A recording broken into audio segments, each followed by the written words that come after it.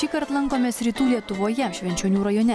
Ilgą laiką Vaistažolių miestų dėl jame esančio vaistažolių perdirbimo fabriko vadintas kraštas nepriklausomybės metais neatsiginė problemų. Dėl vyraujančios bedarbystės ir didelio socialiai remtinų gyventojų skaičiaus rajonas buvo priskirtas probleminėms teritorijoms. Šiandien Švenčionių rajonas sparčiai tiesiasi. Štai socialiai remtiniems asmenims įteikiami naujai įrengtų socialinių būstų raktai. Sunkiasvorė technika gražina centrinėje miesto dalyje esančius kvartalus, o rekreaciniam poilsiui pritaikomi gražiausi Švenčionių rajono gamtos kampeliai. 14 savivaldybių pripažintos kaip probleminės teritorijomis, kurios būtų siekime kiek įmanoma daugiau sulyginti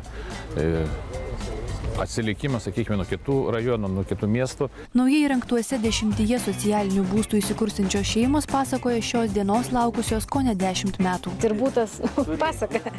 Gal kaip turėjomės, tai labai patenkinti. Pastebimai gražiai ir Švenčionių centrinė miesto dalis. Mažosios ir Rymo gatvių sankryžoje esančiame kvartale dar prieš kelerius metus akis badė apykiauriai daugiabučiai ir nesutvarkyta aplinka.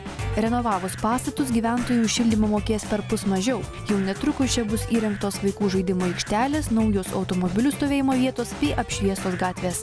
Šios investicijos ne tik akims pamaloninti.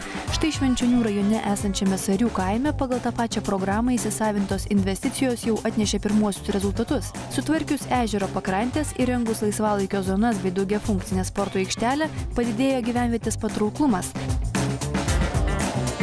Tie pastatai, kurie buvo neparduoti Sariuose dešimtmečiais, praeitais metais juos nupirko, žmonės tvarkosi, žada kurti verslą. Be to matau tendenciją, kad jaunos šeimos perka apleistus namus ir kūrėsi Sariuose.